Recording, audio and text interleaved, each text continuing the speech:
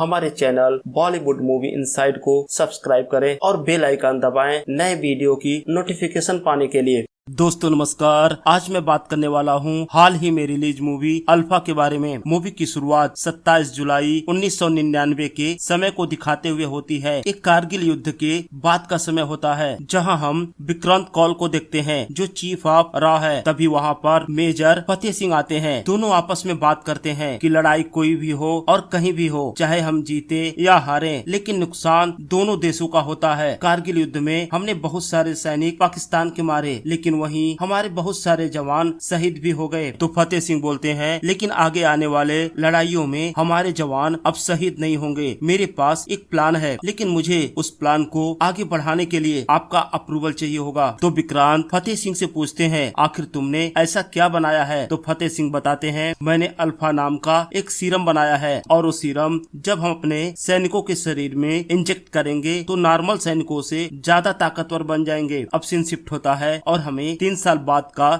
समय दिखाया जाता है। हम देखते हैं मेजर फतेह आर्मी के सीनियर ऑफिसर DRDO के साइंटिस्ट के सामने अपने पहले अल्फा टीम का डेमोन्स्ट्रेशन करते हैं। वो बताते हैं कि अल्फा टीम के सैनिक 9 मिनट तक पानी में बिना ऑक्सीजन सिलेंडर के सांस ले सकते हैं और उनके सुनने की क्षमता आम सैनिकों से कहीं ज्यादा होती है और फाइट करने की क्षमता भी आम सैनिकों से कहीं ज्यादा होती है। वो -30 डिग्री टेम्परेचर में भी आसानी से रह सकते हैं और लड़ाई लड़ सकते हैं। मेजर फतेह सिंह की बात सुनकर सब लोग सरप्राइज हो जाते हैं कि ऐसा भी कोई प्रोग्राम हमने बनाया और हमें पता नहीं चला। जब लोग मेजर फतेह से सवाल पूछते हैं तो बोलते हैं, मैंने इसका अप्रूवल अपने गुरु विक्रांत कौल से लिया था जो रॉ के चीफ हैं। अब कई सारे लोग ये सवाल करते हैं कि बिना अप्रूवल के आप ऐसा कोई प्रोग्राम कैसे चला सकते हैं? तो मेजर फतेह सिंह बताते हैं, देखिए एक टॉप सीक्रेट प्रोग्राम था और इसलिए अब हम डेमोन्स्ट्रेट कर रहे हैं और आपको दिखा रहे हैं। और ये प्रोग्राम मैंने नहीं बनाया, इसे डॉक्टर जॉन ने डेवलप किया है। अब हम देखते हैं डॉक्टर जॉन को जो सब लोगों को अल्फा सीरम के बारे में बताते हैं। वो बताते हैं कि इस सीरम के इंजेक्ट करने के बाद हमारे टिश्यूज में कुछ बदलाव होता है और जिसके शरीर में वो सीरम होता है वो आम आदमी से ज्यादा ताकतवर हो जाता है। उसके सुनने की क्षमता बढ़ जाती है। अगर उसे कोई चोट लगे तो उसकी चोट जल्दी रिकवर हो जाती है। लेकिन इस सीरम का एक डिमेरिट भी है, अगर आपने एक बार वो सीरम अपने शरीर में इंजेक्ट कर लिया तो आप वापस नॉर्मल इंसान नहीं बन सकते हैं। अब हम देखते हैं सब लोग अल्फा प्रोग्राम को अप्रूव कर देते हैं। अब सीन शिफ्ट होता है और हम देखते हैं विक्रांत अपनी वाइफ जानकी के साथ आर्मी के हॉस्पिटल में जाता है क्योंकि जानकी 3 महीने की प्रेग्नेंट थी। तो डॉक्टर बताती है जानकी का दिल बाकी औरतों के दिल से काफी कमजोर है और प्रेगनेंसी के दौरान दिल को डबल वर्क करना पड़ता है और इससे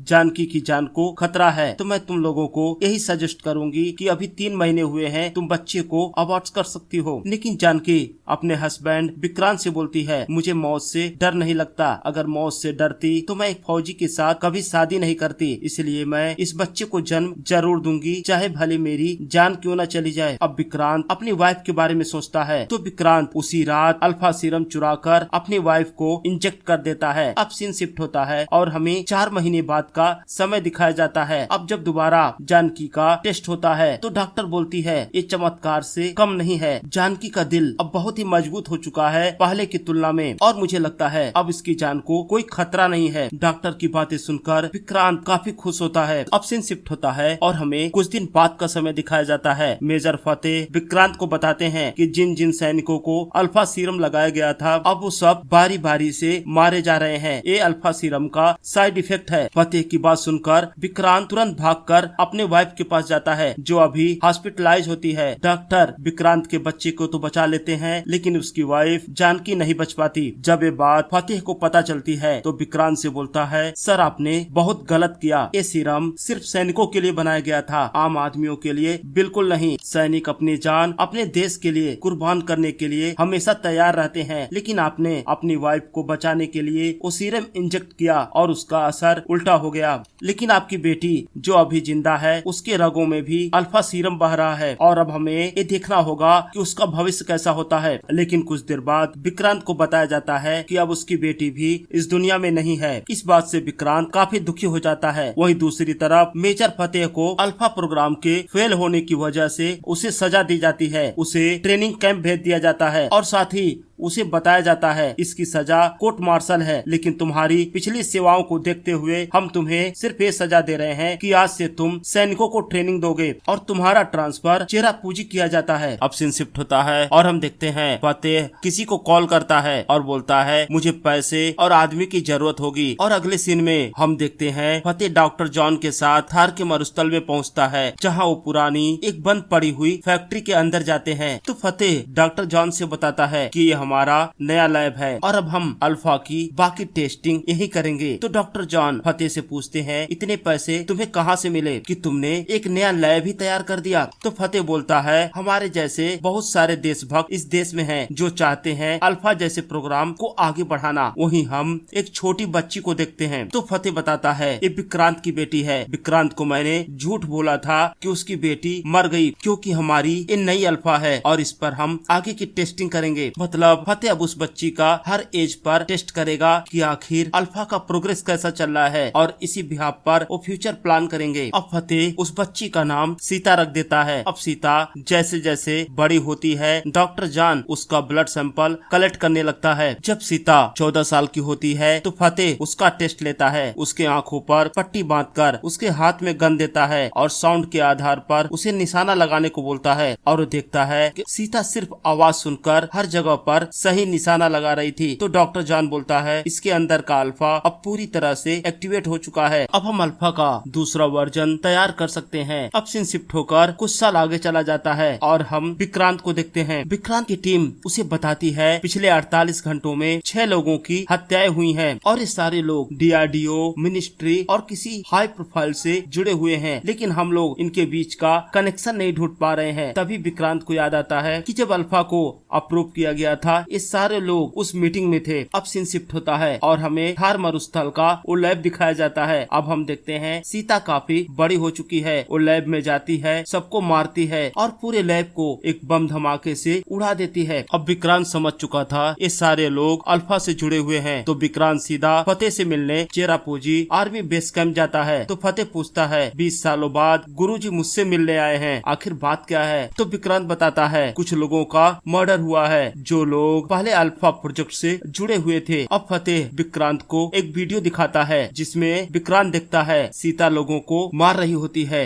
तो फतेह बताता है ये कोई और नहीं तुम्हारी बेटी है जो जिंदा बच गई थी और इसके अंदर वो सारे गुण हैं जो हम एक अल्फा में देखना चाहते थे, लेकिन पिछले महीने कुछ गड़बड़ हुआ और उसका माइंड उन लोगों को इमेजिन कर लिया जो लोग इस प्रोजेक्ट से जुड़े हुए थे। अब विक्रांत उस वीडियो को आगे देखता है जिसमें सीता बताती है कि अब सिर्फ 2 लोग बचे हुए हैं जिन्हें मारना है, एक होता है विक्रांत और दूसरा होता है फतेह। अब विक्रांत फतेह से बोलता है जो प्रोग्राम 20 साल पहले बैन कर दिया गया था तुमने चुपके से उसकी टेस्टिंग जारी रखी, इसकी शिकायत मैं आगे करूंगा और तुम्हें फांसी की सजा होगी। तो फतेह बोलता है अरे गुरुजी मुझे फांसी बाद में होगी, सारे मर्डर्स तो आपकी बेटी सीता ने किया है तो उसको मुझसे पहले ही फांसी हो जाएगी, इसलिए कुछ ऐसा मत करना जिससे तुम अपनी बेटी को खो दो। और वहीं दूसरी तरफ हम सीता को देखते हैं जो इंटरनेट पर विक्रांत के प्रोफाइल को चेक कर रही होती है। अब सीन शिफ्ट होता है, हम देखते हैं विक्रांत इंडिया से बाहर जाता है और दुर्गा नाम की एक लड़की से मिलता है, जहाँ हमें बताया जाता है कि विक्रांत की वाइफ जानकी ने 2 जुड़वा बच्चों को जन्म दिया था, लेकिन जब नर्स ने फतेह की बातें सुनी तो उसने दुर्गा को छिपा लिया और बाद में विक्रांत ने इंडिया के बाहर दुर्गा का पालन पोषण किया ताकि लोगों को उसके बारे में पता न चले। लेकिन दुर्गा के अंदर भी वो सारी विशेषताएं हैं जो सीता के अंदर हैं। दुर्गा भी एक अल्फा है। अब विक्रांत दुर्गा को उसकी माँ और उसकी बहन के बारे में बताता है, कैसे उन दोनों का जन्म हुआ और उसकी माँ की मौत हुई। तो दुर्गा अपनी बहन सीता से मिलने के लिए इंडिया आ जाती है, जहाँ उसका सामना सीता से होता है। सीता दुर्गा पर अटैक करती है। दुर्गा उसे समझाने की कोशिश करती है कि वो उसकी जुड़वा बहन है, लेकिन सीता दुर्गा की बात नहीं सुनती और उस पर बार बार अटैक करती है। तभी वहाँ विक्रांत आ जाता है और सीता के सर पर गन पॉइंट करता है। अब दुर्गा उसे बताती है ये हमारे पिता हैं, लेकिन सीता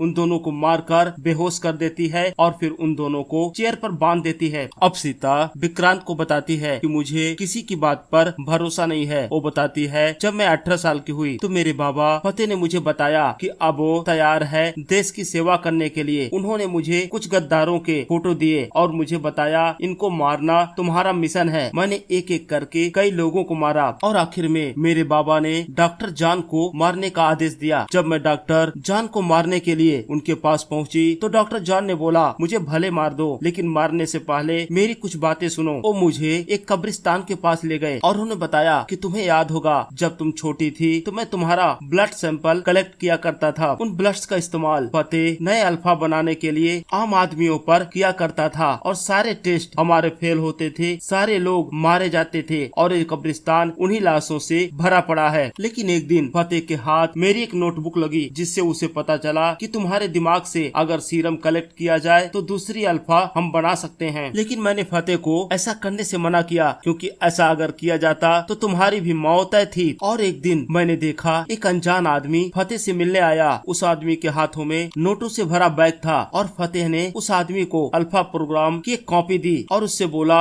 हम जल्द ही अल्फा 2 पर काम करने वाले हैं। और मैं उसी समय वो लैब छोड़कर वहाँ से भाग गया और अपनी जान बचाने के लिए भागता फिर रहा हूँ। लेकिन मैंने ये बात उन लोगों को बताई जिन्होंने अल्फा प्रोग्राम को अप्रूव किया था। डॉक्टर जॉन ने सीता को एक ग्रुप फोटोग्राफ दिखाया। जब सीता ने उन लोगों के फोटो देखे तो शौक रह गई। ये वही सारे लोग थे जिनको सीता ने अपने हाथों से मारा था, जिनके बारे में फतेह ने बोला था ये सब गद्दार हैं। लेकिन डॉक्टर जॉन बताता है गद्दार तो फतेह है। तो उसी समय मैंने डिसाइड किया कि मैं फतेह को जान से मार दूंगी और मैंने उस लैब को भी उड़ा दिया जहाँ पर फतेह लोगों के साथ सीरम टेस्ट करता था। और साथ ही सीता ये भी बताती है डॉक्टर ने फतेह से बात करते हुए सुना था किसी प्रोजेक्ट ओबेस के बारे में। लेकिन तभी फतेह के लोग उस घर को चारों तरफ से घेर लेते हैं। तो विक्रांत अपने दोनों बेटियों सीता और दुर्गा को एक एड्रेस बताता है और बोलता है इस घर के पीछे एक चोर दरवाजा है जो जंगल में निकलता है, तुम दोनों उस दरवाजे से बाहर भाग जाओ, मैं इनसे मुकाबला करता हूँ। सीता मना करती है तो विक्रांत बोलता है तुम फतेह को मारना चाहती हो ना, फतेह तुम्हें ढूंढता हुआ वहाँ खुद ही पहुँच जाएगा। तो सीता और दुर्गा वहाँ से बाइक लेकर निकल जाती हैं। अब विक्रांत अकेले ही सबको मार गिराता है। एक सैनिक के ऊपर गन पॉइंट करता है। वो सैनिक फतेह को कॉल करके बताता है कि हमने विक्रांत को मार दिया, अब सीता हमारे कब्जे में है। तो फतेह बोलता है ठीक है, मैं तुम्हें एक लोकेशन भेजता हूँ, तुम सीता को लेकर वहाँ पहुँचो। अब विक्रांत फतेह की बताई हुई लोकेशन पे पहुँच जाता है और उस पर गन पॉइंट करके उससे पूछता है बता प्रोजेक्ट ओबेस क्या है। लेकिन फतेह बार बार विक्रांत से एक ही सवाल पूछता है कि सीता कहाँ है। फतेह विक्रांत के लोगों को मारकर पासा पलट देता है। अब फतेह की गन पॉइंट पर विक्रांत होता है। फतेह फिर पूछता है सीता कहाँ है। तभी विक्रांत के मोबाइल पर एक अलर्ट आता है जिससे सीता का लोकेशन फतेह को मिल जाता है। और वहीं दूसरी तरफ हम सीता और दुर्गा को देखते हैं। सीता और दुर्गा को एक मंदिर दिखता है। वो मंदिर के अंदर जाती हैं। वहाँ एक बाबा होते हैं जो चद्दर ओढ़कर बैठे होते हैं। तब तक फतेह के लोग भी वहाँ आ जाते हैं। वो सीता और दुर्गा पर हमला करते हैं। अब एक सैनिक बाबा को मारने के लिए आगे बढ़ता है। बाबा चद्दर हटाते हैं तो देखकर सब हैरान रह जाते हैं। ये कोई बाबा नहीं, ये तो कबीर होता है। कबीर यानी कि ऋतिक रोशन। अब तगड़ी फाइट होती है और कबीर दुर्गा और सीता मिलकर सबको मार गिराते हैं। लेकिन फाइट में दुर्गा घायल हो जाती है। अब सीता दुर्गा को लेकर गांव की तरफ बढ़ती है जहां उसका इलाज करा सके। लेकिन तभी उसके पास फतेह का कॉल आता है और फतेह बताता है उसका बाप विक्रांत उसके कब्जे में है। तो सीता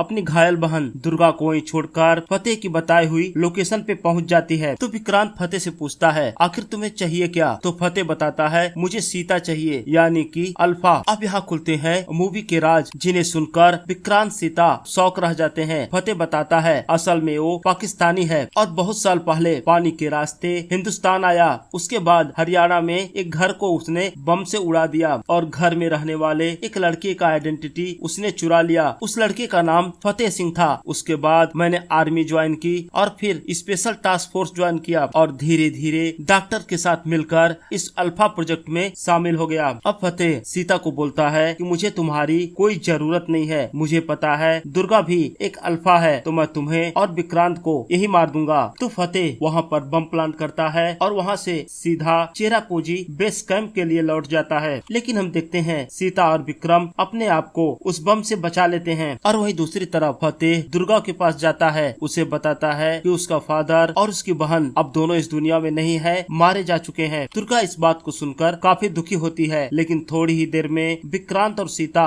वहाँ पहुँच जाते हैं और आखिर में एक जबरदस्त फाइट होती है सीता और फतेह के बीच में। आखिरकार फतेह मारा जाता है और मूवी के एंड में विक्रांत अपने दोनों बेटियों को राज ज्वाइन करने का ऑफर देता है और इसी के साथ यह मूवी यही समाप्त हो जाती है। तो दोस्तों, अगर आपको वीडियो पसंद आया हो तो वीडियो को लाइक करें, चैनल को सब्सक्राइब करें। अब हम मिलते हैं अगले वीडियो में, तब तक के लिए जय हिंद दोस्तों।